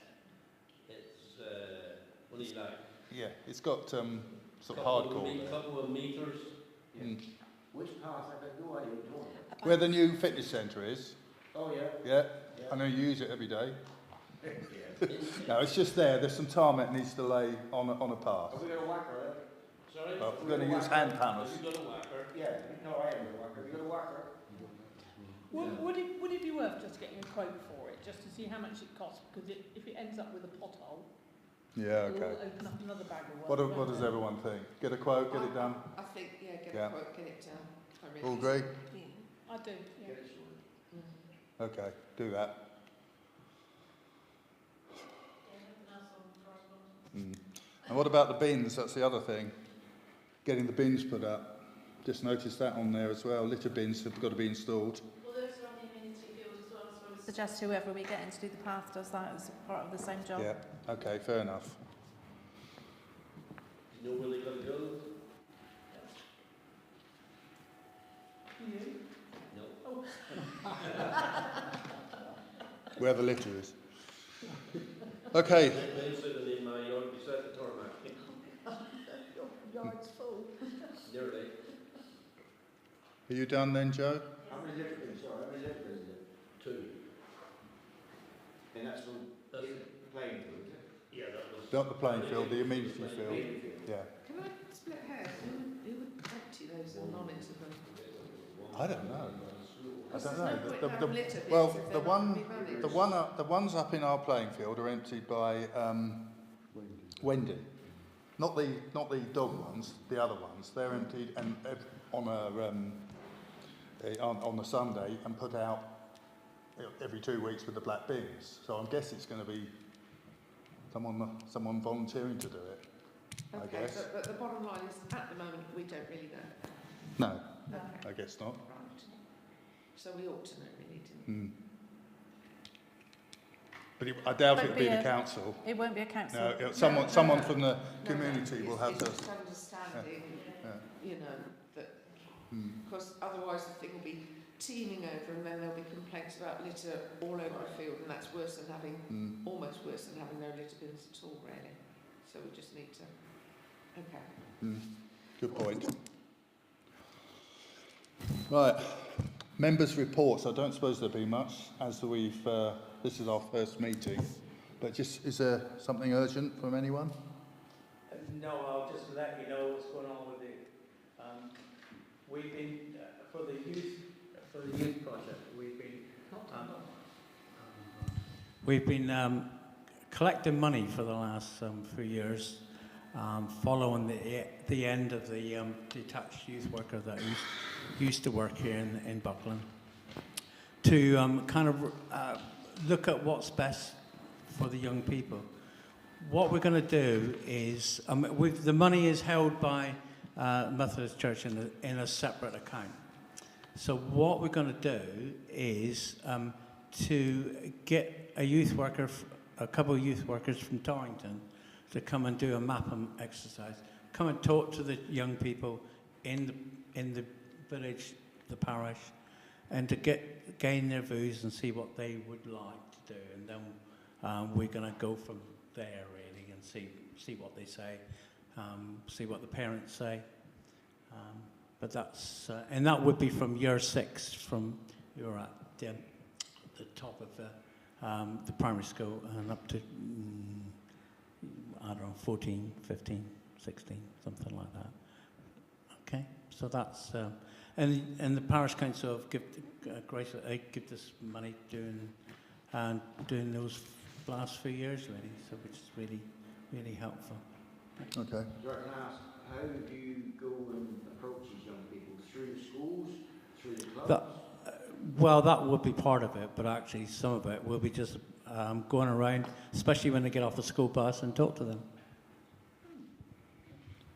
As we started that end, we'll carry on, Trevor. Not for this meeting, I don't think. Okay. No. Yeah. Can I use members' reports really just to, in the nicest possible way, throw down the gauntlet to something that James recommended with everybody's consent? Kieran Stanbury, right to Kieran Stanbury. Can we do that? Can we I think we're doing that. Can we do Yeah, that? I think Joe was So nodding we make sure that and making a note. the do comes. That would be great. Okay. Thank you. Okay. Sally, no? George? Yeah, just a couple of things. Excuse my ignorance, but when I have been Saltbourne, there was some gentleman wanted to know who gets what, whatever. When do we start getting allocated? Because whoever is Saltbourne and what the parish is going to do is every month we meet, so we've got to push it on. We've got to tell Devon County Council how much salt we want, and also, as I said, at the end of the last parish council, before it broke up, that I want to know, whoever's doing it, wants to know how many bags people want as individual bags instead of half-ton bags, or ton bags, what the salt spreader does, and who's going to store this stuff, because these small bags is not the one today where the big ton bags are, so we need to know who can store it. And secondly, on the report for emergency, it was done by a group of people, the allocation of where the main emergency hall was going to be was a dispute between here and the village hall.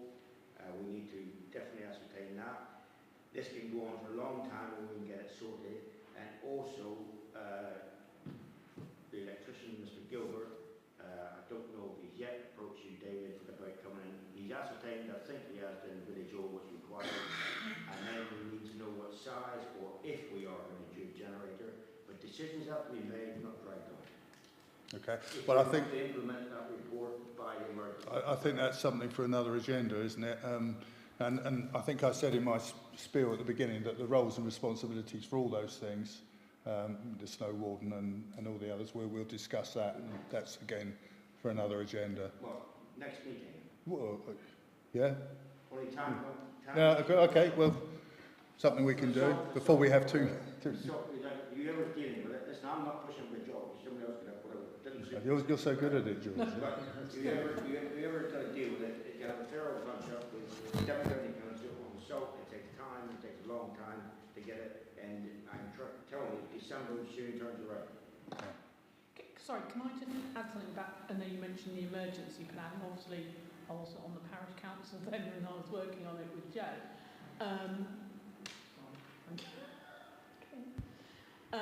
But I know you're waiting for the election. Can we not set a precedent at this point of having 3 quotes for things rather than going to just the local electrician? It would sit a lot better with me, and I'm sure it would with us. I think that's what we're going to do. Yes. I think we have to. So again, with the emergency plan and talking about generators, then we can get. Forgive me, I believe that there was a long-standing policy that we use local first. No, I mean, yes, local, but there must be more than one electrician. I know there's another one at all. Yeah, but it depends on the spend, and I believe that's in the standing orders, isn't it? I think so. Yeah, but if he came out reasonable, that's fine, but we can still get 2 quotes from other electricians. There's one that lives at Orley. Yep. Well, I suppose no reason why not. Yeah, that's what we have to do that anyway. Mention something. If you want 3 quotes for anything, you can get 3 quotes for anything at any time. Right. It can be for a flight hour, and you can get 3 quotes if that's what you want. You have got a set of standing orders that you are obliged to abide by until you change them, that they're your standing orders. And they say that you must get 3 quotes if it's £1,500 and above. Okay? But anything up to £1,500, if you want to get 3 quotes, you can. It's just that if you do that for every single thing you do, you'll become bureaucrats. I agree. I absolutely agree, Pat. But at this present time, we've been waiting for a quote for this emergency plan. You were parish clerk when we started this, and we're still rumbling on.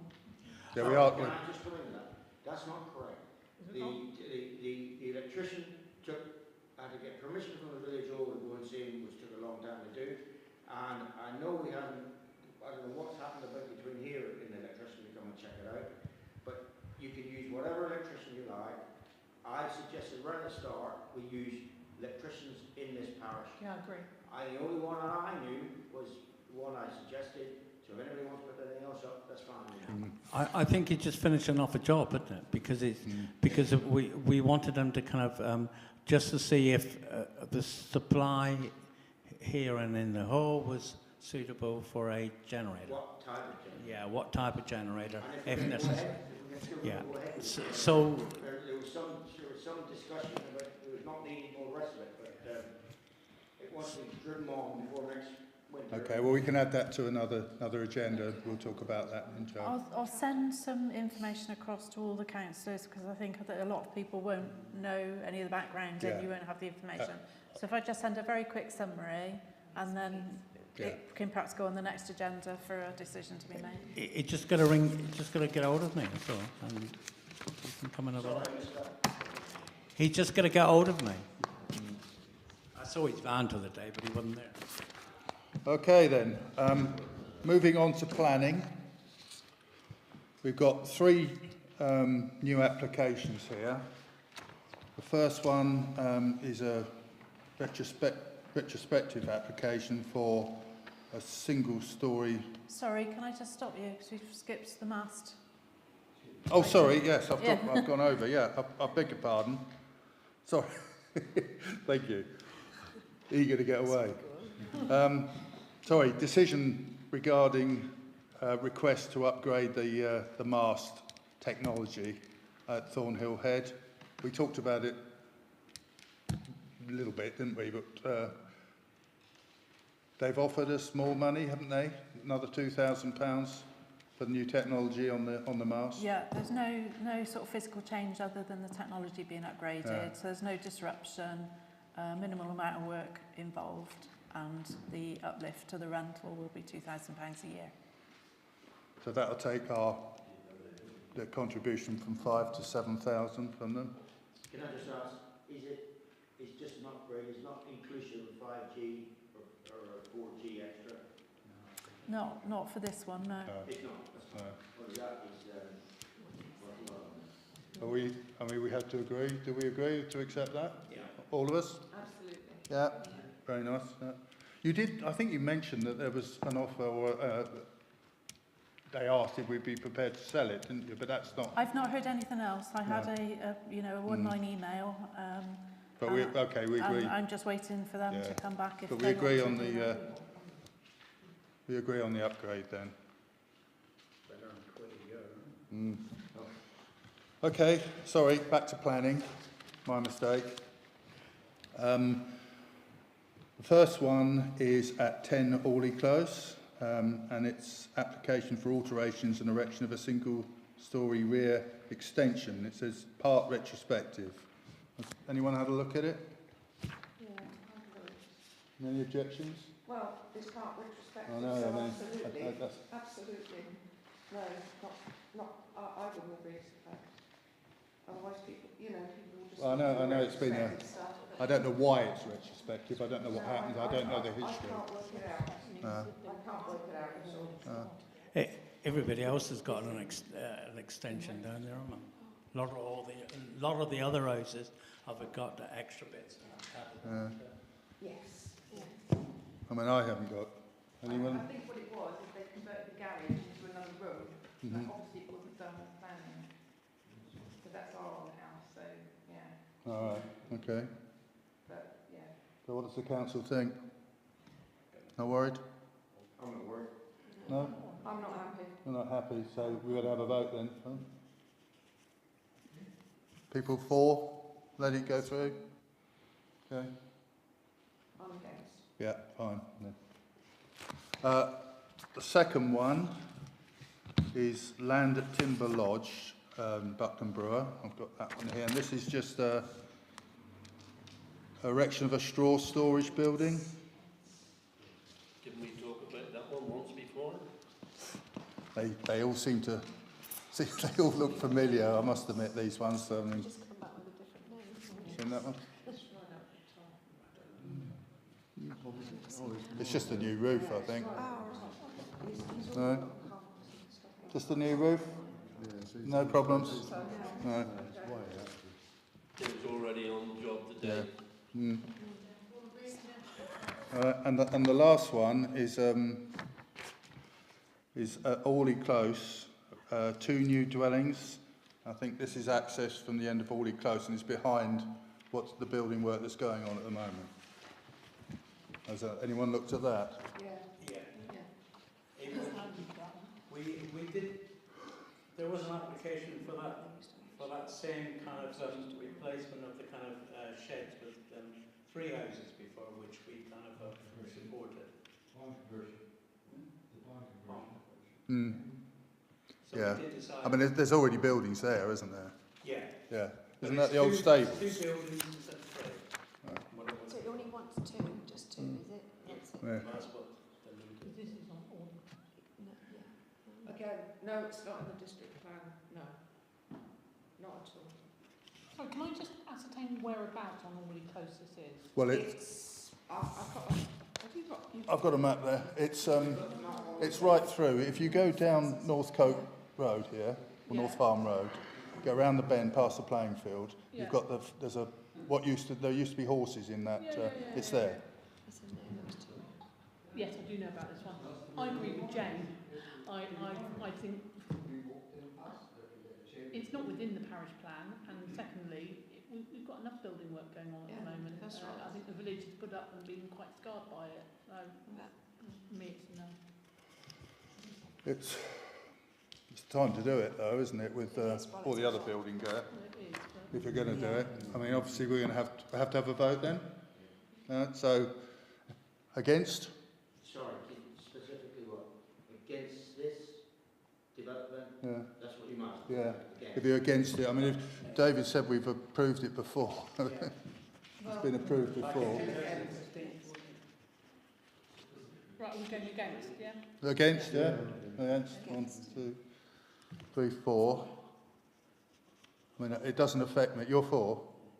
It doesn't affect me. I'm fine. So, hang on, who was against? Sorry, 1, 2, 3, 4. 5. Well, that's it then. It's going to be against. Sorry, I thought you said the 4. No. Sorry.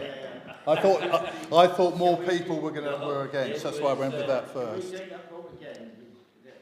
makes it plain then. Yes. Yes. Okay. So I was asking show of hands for people against. Against.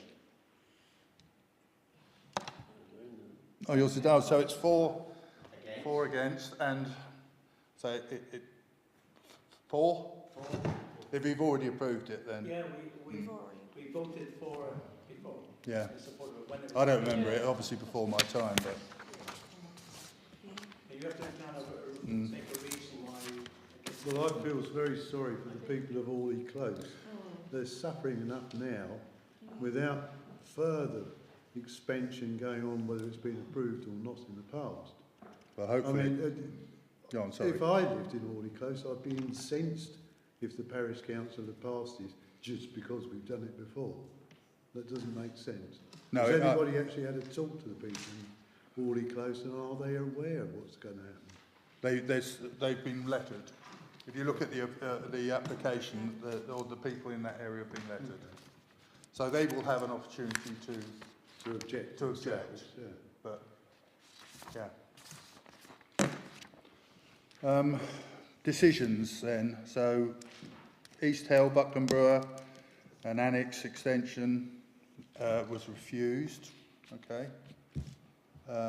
Change. Was there a reason for that?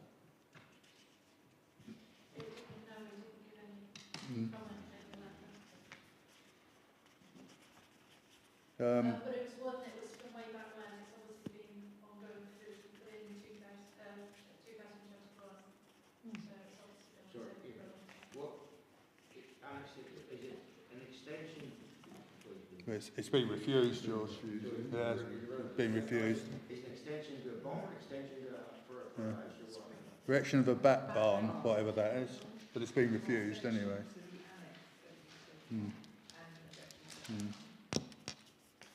The second one, change in time. That was the installation of a soil pipe. That's been granted. God knows why that was even on there. Soil pipe on the outside? Okay. It's listed, isn't it? The third one. It's a listed building, that's why it's not be there. The third one then, East Hill. Roof over an existing livestock yard, that's been granted, yeah. A barn at Great Gorewood, Buckland Brewer, again granted. Barn, another, same one there, different number. Barn at Great Gorewood, also been granted. There's 3 of them there, all in the same place by the looks of it. All granted. And we're waiting they're waiting confirmation for the street naming for Allison Homes. Commissioner, can I just come back to understanding that we've got barns, cars, extension. Are we going to ask on refusal of the annex of these deals, and they want this wonderful back barn, which is, say, back to the world over whatever, why it was refused? I don't know the answer to that. Do we know, or we allowed to? I guess it's in the. Sorry? I didn't look into it. The letter didn't give any indication, but I'll have a look at the background papers and see. Okay. You can have a look on the planning site to see why, but we don't know here. It doesn't say on the plan site why. It just says. Have you had a look? Well, not on this one. No, this is just this isn't the planning site. No, what I mean is if you go into that number of Tories. Anomaly between what you've got and what ain't been bought, but according to Mr. X, We can- money office, we're going their own way. We can find out. We'll let you know. Do they have to tell us? I mean, do they have to? Well, I guess they have to tell the person who's applied. Yeah. They don't need to tell us, and we don't really need to know, do we? No, but I understand why George wants to know. I just wondered whether they were applied. Yeah. Okay, moving on, accounts. No councillor for this. Meeting, I'll cover everything for the month at the next meeting in 3 weeks' time. Okay. Well, not bad. That's the end of the. Chairman, could I just offer you some money if you want some money? I'd love it. For what? Got a little bit of a fund, as these gentlemen have, but to be fair, they're just very, very limited. Mine starting to get limited. If you've got a project in the village that you want 400 or 500 quid for, please do let me know. We'll have a chat about that. Thank you. Well, it's your money. Yeah. Okay. So I shouldn't have a number around it, but you want it. Okay. Thank you. Okay, you've got that spent already, have you? Go on a website. There's some money for that we can have as a grant. Okay, thank you very much, everyone. Thank you. You want to? Sorry, just before we stop. Sorry, Bob. Yes, I would suggest that the next meeting you need to allow some time for us to come along and explain to you Thornhill Head more, which you take responsibility for. It does involve quite a lot of time and money, and a lot of the councillors, the newly elected ones, won't have a clue what it's about. And I think we ought to give you a bit of a lecture too. Well, I'm all for that. I would like that. I'm all for that. I've been here 3 years and I haven't got a clue. I just listen to the others who seem to know. Yeah. Listen to next. Sorry, we've got a meeting about this for the next meeting and speak to. No, Bob was suggesting we invite them, Yes. put it on the agenda and invite them along to tell us Yes. about Thornhill. And also what the future of it being on this CO2 and all the rest of it, because Thornhill more can be used for a bit. Okay. Thank you. All right. Thank